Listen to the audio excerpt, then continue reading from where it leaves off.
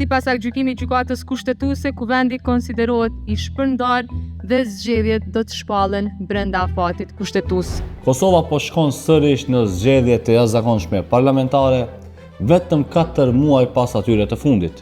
Kriza erdhi pas dështimit të fundit për zgjedhjen e presidentit brenda afateve kushtetuese.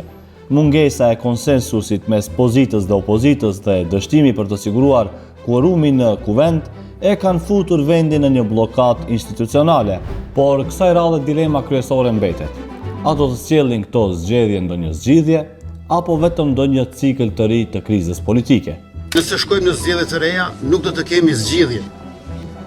Meqense se sërish do të na duhet të shkojmë në zgjedhje të reja, e pas atyre sërish do të na duhet të shkojmë në zgjedhje të reja, meqense unë nuk e di se si mund të kemi 80 deputet. Mandati presidentes Kosovës Vjosa Osmani përfundoi më 5 prill, ndërsa gjykata kushtetuese paraprakisht i dha kuvendit afat 30 ditor për të zgjedhur presidentin e ri.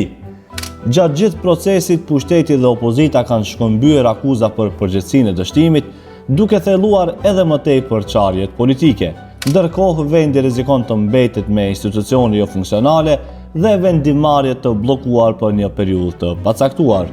Përveç krizës institucionale, zgjedhjet e reja pritet ta rëndojnë buxhetin, ku për organizimin e tyre sipas Kurtit nevojiten të paktën 10 milion euro. Zgjedhjet e reja të parakohshme sipas kushtetutës pritet të mbahen brenda 45 ditësh.